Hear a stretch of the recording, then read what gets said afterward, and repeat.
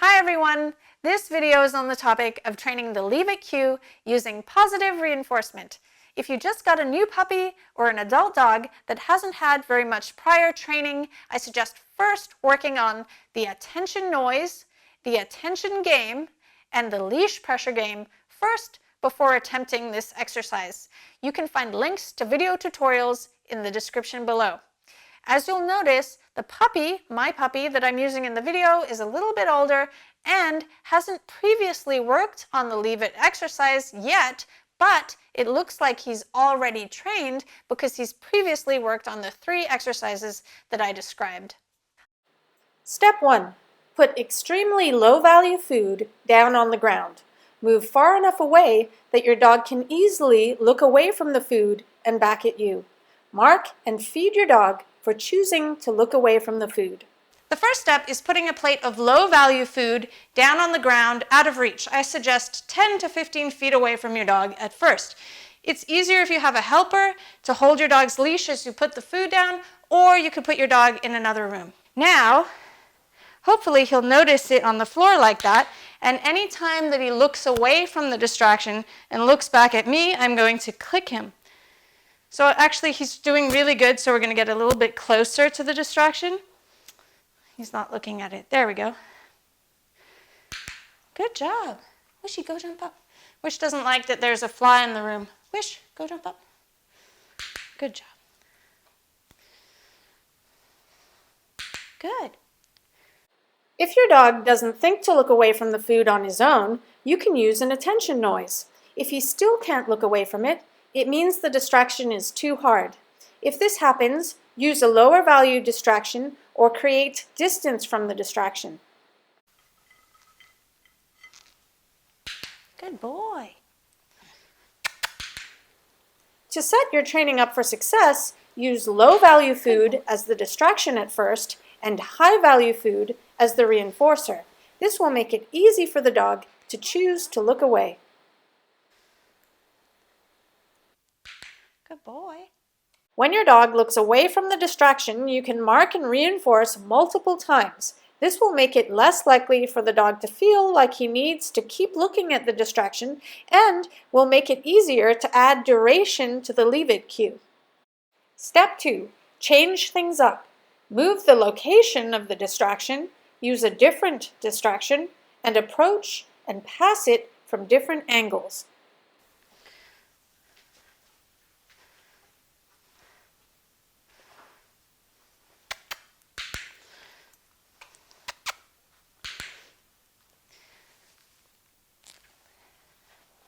Good boy. Awesome. Good boy. Step 3. Add the cue. Once your dog is looking away from the distraction within 3 seconds, you can add your cue. Move the distraction or change your location to get your dog to notice the distraction again. Then say your cue, leave it, mark and reinforce your dog for turning back toward you. If your dog doesn't look away from the distraction, stop saying your cue until the behavior is reliably happening within 3 seconds. This will help create a cue that the dog responds to promptly after you say it. Leave it. Awesome. Leave it. Good boy. Good boy. Leave it. Good boy. Leave it. Awesome. Step 4. Continue to generalize the behavior and add criteria. I've taken my puppy off leash and now I've got the hot dogs in this food container. So I'm going to put that down like that and I'm going to say, leave it. Good boy. Leave it. Pop, pop, pop, pop, pop. Awesome. So say he kept sniffing the container, I could show him the treat and lure him away like that. If the dog goes for the distraction more than 3 times in a row, it means the criteria is too high and the training will not be as effective as if you break up the steps into smaller approximations, such as working from further away or using an easier distraction. When the dog is off leash for the first time, go back to using the easiest distraction. Good job. Good boy. Ready?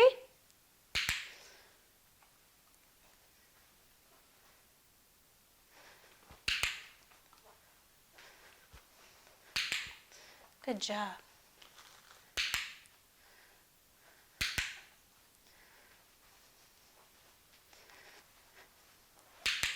Good boy.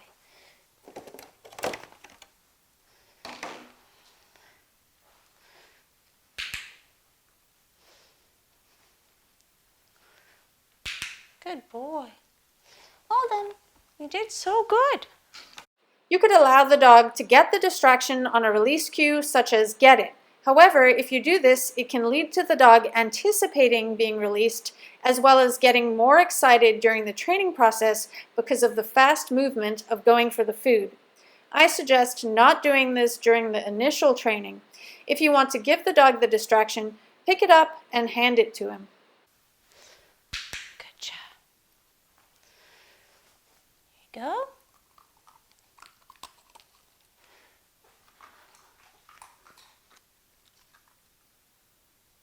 Here are some ideas for generalizing the behavior. Turn away from the distraction and come back to you. Walk past the distraction with you. Walk around the distraction with you. And call your dog past the distraction to you. If you're going to be using this cue in the future at a distance from your dog, I suggest practicing using a soft voice as well as a loud voice with your dog. But I don't suggest being too loud right to begin with. First get the behavior reliable and then start to increase the volume that you use the leave it cue. Most human beings naturally want to say things that mean don't do that in an intimidating tone of voice, such as leave it or leave it, like that. However, if you want to build the leave it cue to have a conditioned positive emotional response in the animal, if you're using a cue like that sounds intimidating to the animal, what can happen is that it's harder to build that positive emotional response than if you use a neutral tone of voice, such as leave it or something like that. So I personally like to condition the leave it cue to be conditioned with positive reinforcement so that I can then use the cue for dogs such as dogs that are fearful of people or reactive to people, and then when you're cueing them leave it in a certain scenario, they're not associating seeing that person with being intimidated and punished and then start to have a negative emotional response to the person or the other dog. You might have noticed that I haven't used any no reward markers such as saying no or when the dog looks at the distraction in order to train them to leave things. And this is also because I want the leave it cue to have a positive emotional response in the animal and build on the animal's choice. So I'm reinforcing the behavior I do want rather than punishing the behavior that I don't want. So I'm simply using something called differential reinforcement of an incompatible behavior. You're building the strong behavior of what you do want the dog to do, so they're having a positive emotional response when doing it. And if you start to add in too many punishers, what can happen is the dog can feel conflicted about wanting to get the food, and the cue can start to have a punishing feeling to the dog. So you might notice if you're saying no or that the dog's ears are going to go back and they might start acting submissively when they hear those punishers. I also just like to use purely positive reinforcement when training something like this, because if you notice that the behavior is starting to deteriorate, such as the dog doesn't listen to the leave it cue, you know the answer is that you haven't reinforced the behavior enough in that situation. So all you have to do is figure out a way to reduce criteria and reinforce the behavior to be stronger. But when you mix in punishment, it's hard to know if the dog is not finding the reinforcement reinforcing enough, or that your punishers haven't been intense enough to have an effect. So another reason I don't like to mix in punishers with training is I feel like it can reduce the reinforcement value of the food you have. If punishment is also happening in the training scenario, it starts to wash over the reinforcement value of what you have. I hope you found this video helpful for your training. Don't forget to like, comment, and subscribe to Channel Kiko Pup to show your support. You can also become a supporting member of Channel Kiko Pup by clicking the join button. See you later, guys.